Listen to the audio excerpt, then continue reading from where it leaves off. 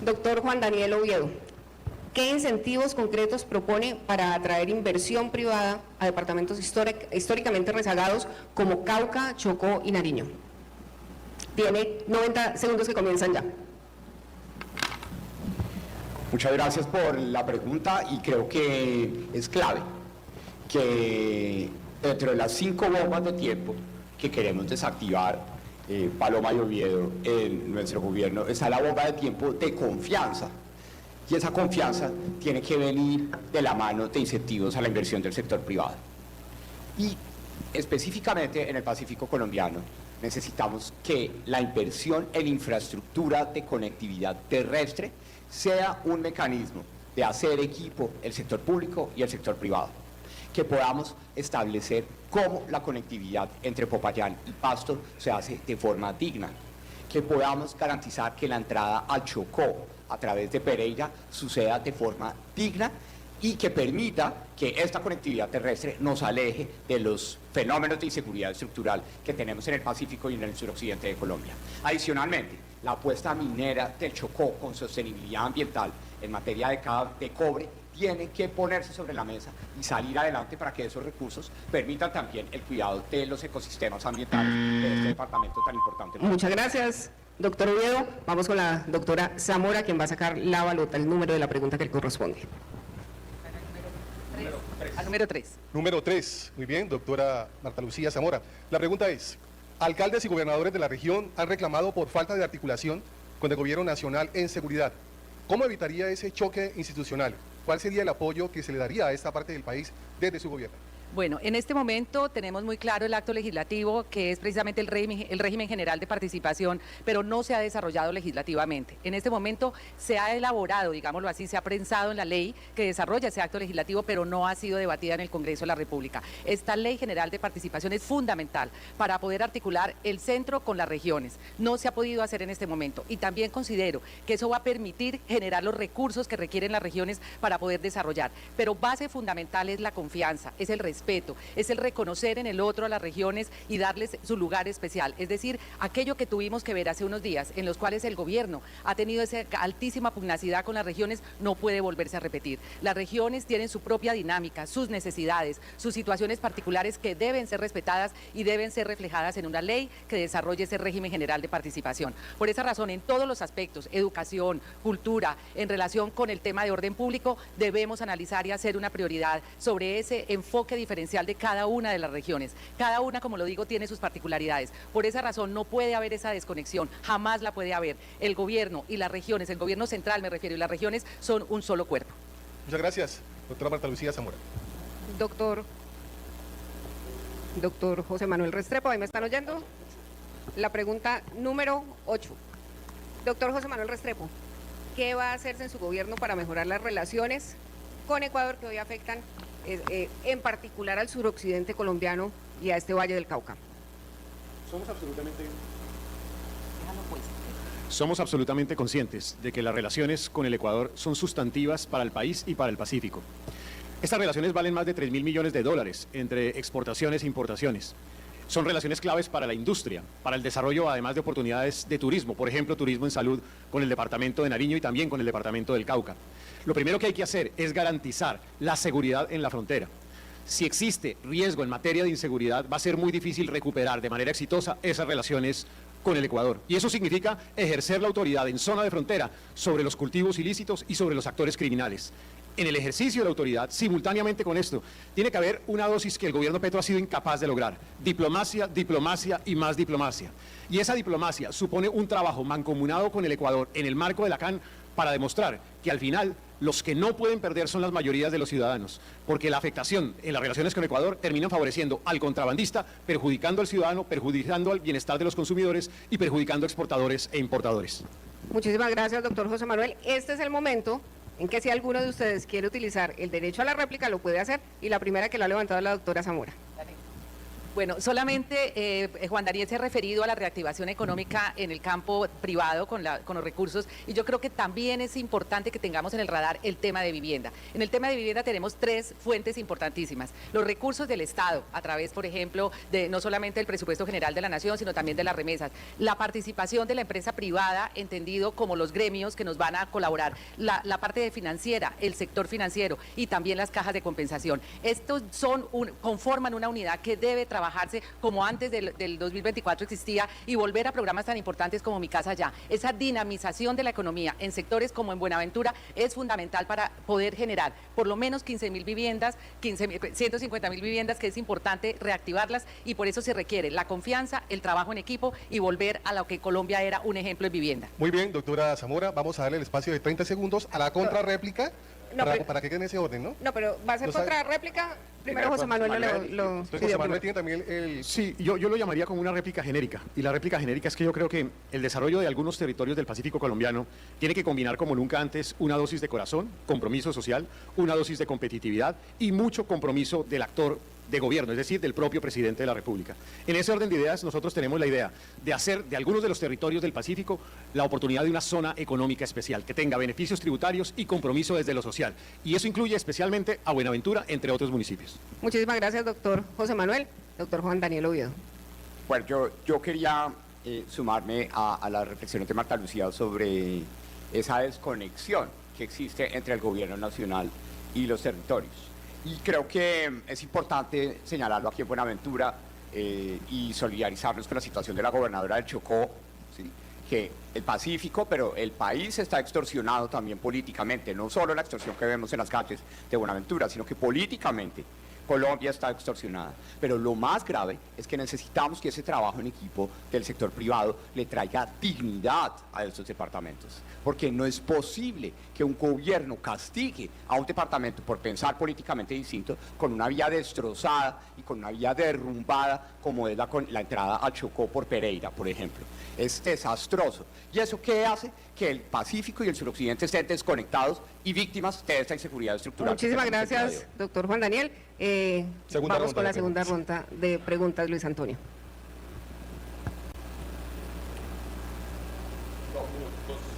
Número 2. La pregunta es la siguiente. El puerto de Buenaventura es clave para la economía, pero también para el narcotráfico y el contrabando. Su propuesta es fortalecer inteligencia, tecnología o intervención social. ¿Qué priorizaría? Qué bueno que tengamos la oportunidad de hacer referencia específicamente a Buenaventura, ¿sí? Porque para nosotros Buenaventura es el ejemplo de 3 fallas estructurales como país. La primera es la desconexión entre la dinámica económica y el bienestar de la gente. Buenaventura es la tercera ciudad más importante de Colombia en materia de recaudo de impuestos y no tiene un acueducto 24 horas, no tiene una forma de manejar sus excrementos de forma digna y los tiene que echar al mar, a ese mar que le trae progreso al país, pero que no se lo trae a Buenaventura. Por otro lado, Buenaventura ha sido víctima del abandono estatal estructural. Y por eso la gente está esperando una oportunidad de que las respuestas lleguen. Y por eso el puerto de Buenaventura, como potencia logística para Colombia, tiene y será para Paloma y Oviedo un proyecto integral de logística, de dignidad y de seguridad. La profundización del canal de acceso, el fortalecimiento de capacidades de jóvenes para que puedan trabajar ahí, pero que haya agua y alcantarillado en Buenaventura van a ser fundamentales para que el puerto de Buenaventura sea esa potencia logística que traiga desarrollo al país. Muchísimas gracias, doctor Oviedo. Vamos con la pregunta de la doctora Zamora. La pregunta número 6. Doctora Zamora, ¿cómo piensa en una eventual victoria en las elecciones fortalecer las economías locales para que, como se ve constantemente en el Pacífico, no dependan de actividades extractivas o ilegales? Y de paso, ¿cuál es el proyecto que tienen para reducir esa pobreza estructural que está aquí? Yo sé que es una pregunta muy compleja de contestar en 90 segundos, pero bueno, tratemos de hacer un resumen. Bueno, en primer lugar, me pregunta sobre la posibilidad de continuar o de la política extractiva.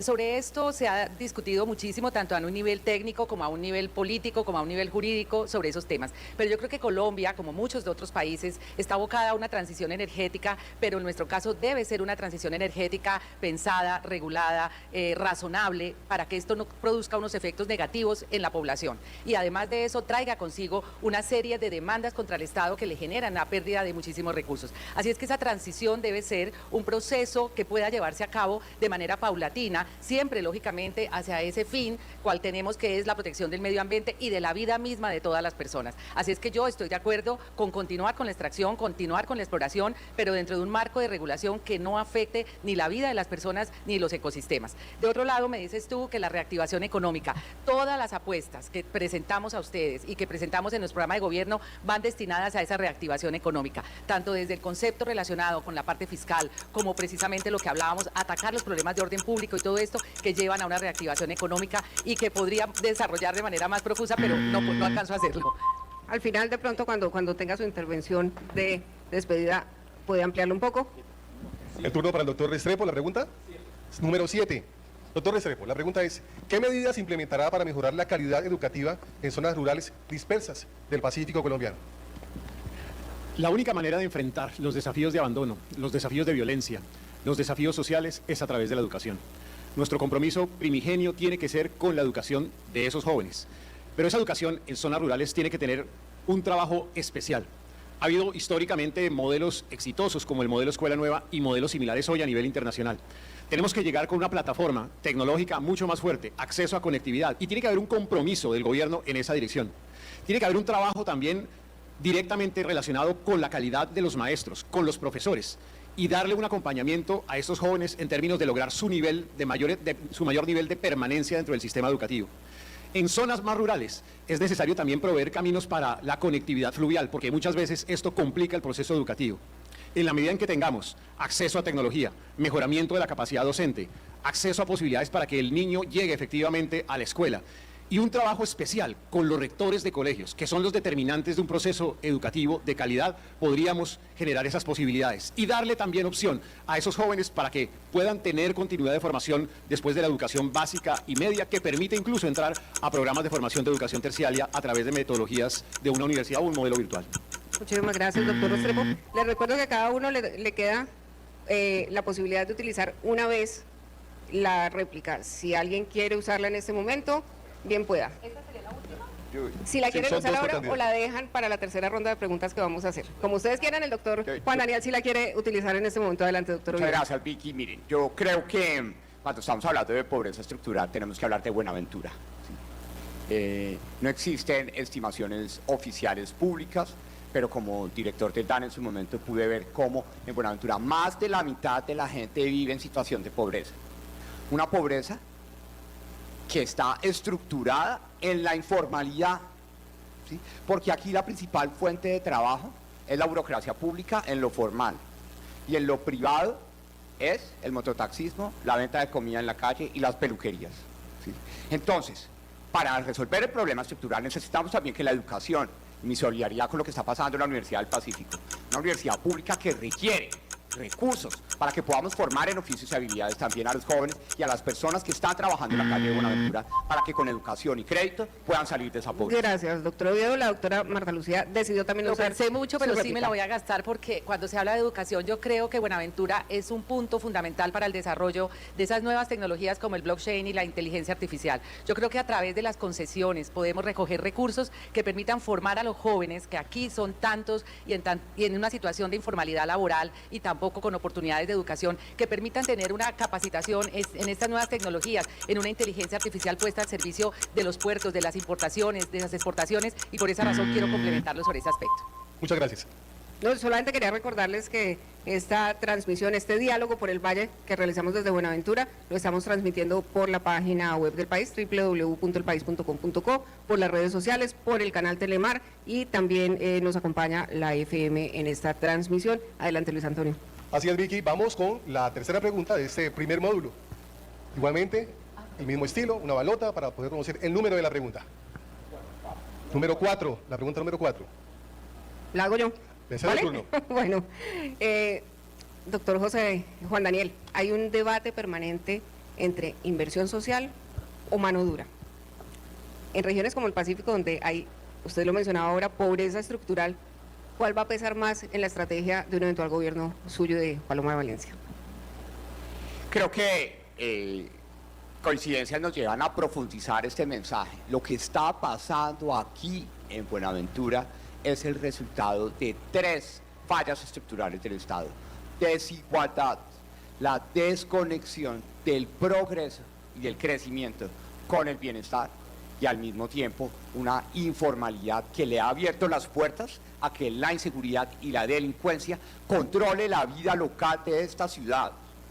Si las cosas siguen así, bajo la supuesta paz total del gobierno de Gustavo Petro, Buenaventura va a tener que pedirle permiso a los delincuentes y a las bandas criminales para tener candidatos al Consejo, o candidatos a la Asamblea Departamental desde Buenaventura, o incluso candidatos a la alcaldía. Porque está tan mimetizada la criminalidad aquí en Buenaventura que tenemos un control local y gubernamental de la delincuencia. Entonces necesitamos entender que no se trata de tomar o política social o mano dura. Se necesita entender que para que Buenaventura sea una ciudad digna, necesita ser segura, necesita tener un alcantarillado, necesita tener agua potable y sus jóvenes, educación, empleo y emprendimiento, como lo proponemos Paloma. Muchas gracias, doctor Oviedo. Vamos con la pregunta de la doctora Zamora. La pregunta número 1 para la doctora Marta Lucía Zamora es la siguiente. El suroccidente sigue enfrentando disputas de estructuras armadas y economías ilegales, pese a múltiples planes del gobierno. ¿Qué cambiaría de la estrategia actual para garantizar control real del territorio, más allá de presencia militar? ¿Y en cuánto tiempo darían resultados medibles? Sí, bueno, yo creo que la base fundamental es diferenciar, que no se diferencia en la ley 2272, entre estructuras criminales armadas, entre situaciones que se viven de violencia en el casco urbano, incluso también en el rural, y los temas de justicia transicional. Creo que la ley 2272 adolece de un marco jurídico serio y concreto que permita las 3 situaciones poderlas abordar de manera diferenciada. Así es que yo considero que esas estructuras criminales están abocadas a un sometimiento a la justicia ordinaria y a un cumplimiento de lo establecido en la ley. Pero la paz, digamos, en la parte urbana, Buenaventura es un ejemplo, les digo a ustedes, de lo que se ha logrado en paz, faltando todavía muchísimo y teniendo la necesidad de poderlo revisar. Pero aquí se ha logrado no solamente la mano dura, faltando, como les digo, mucho, sino también hay una apuesta social importante. Conozco de un barrio que es ecologista, un barrio de paz, en donde la participación de las mujeres es fundamental. Así es que es importante revisar ese marco jurídico, lograr precisamente esa consolidación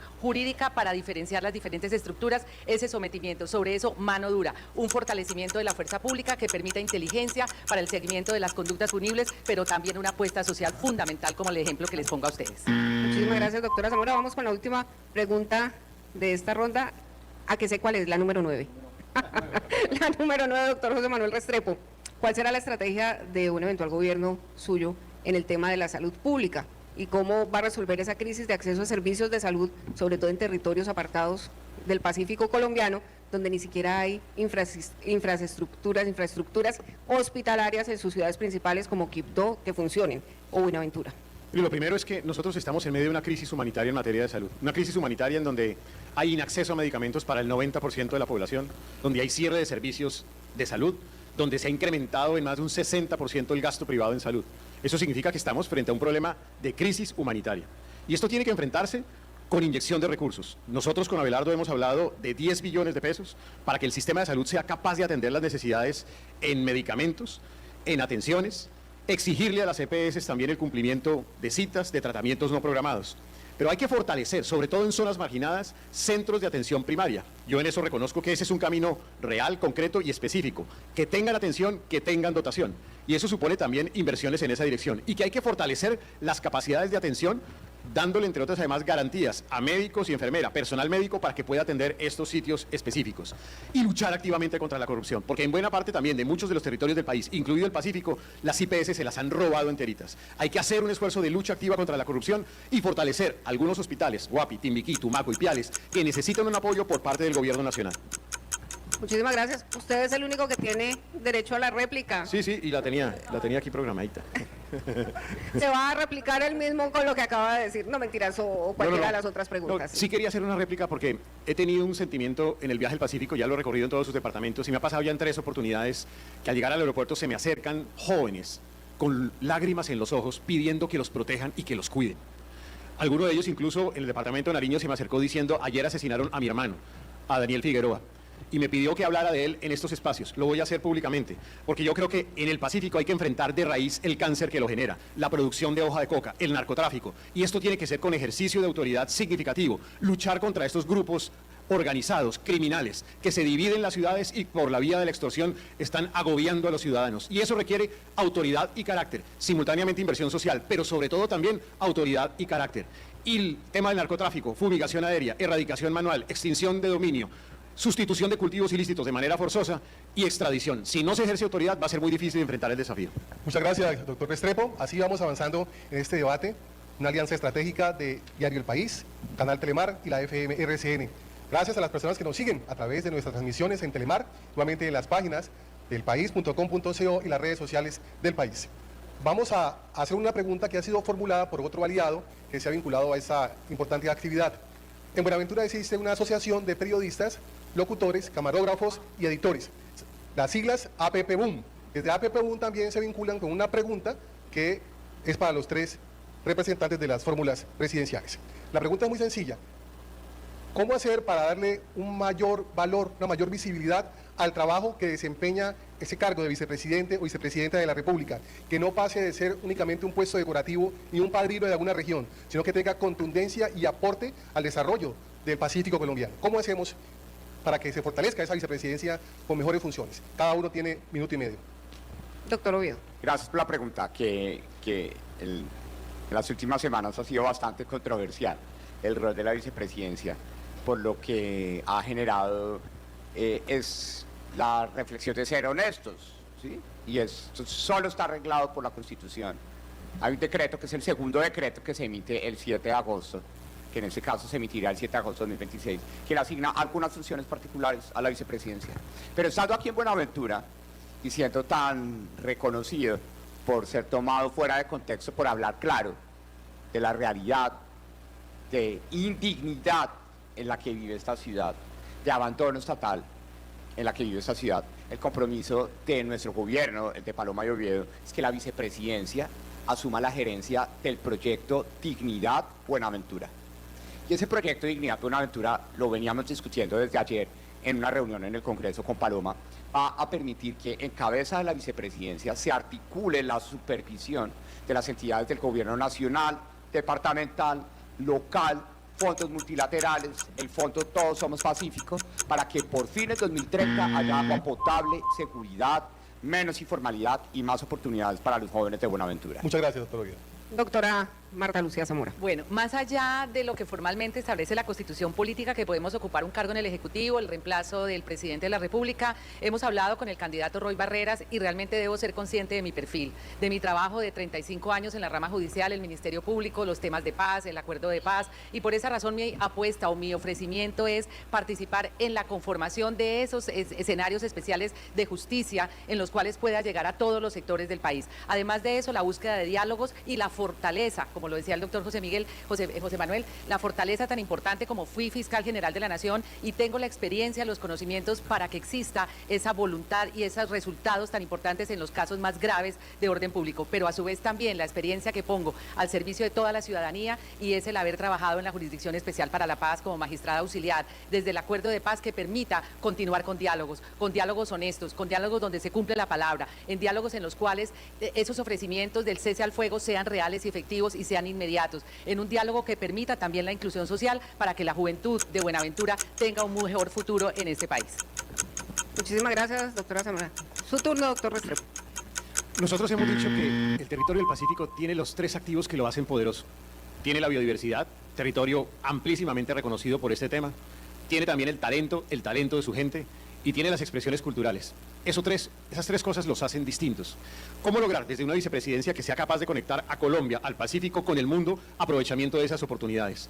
Mi tarea será conectar a las carteras relacionadas con educación, cultura, ciencia, para cómo fortalecer el Pacífico, la Universidad Tecnológica de Chocó, la Universidad del Pacífico, para que sean protagonistas en ciencia, en biodiversidad, para que haya oportunidades de capacitación y de formación para los jóvenes, para que haya nuevas estrategias de formación a través de ciclos cortos que den empleabilidad a la juventud.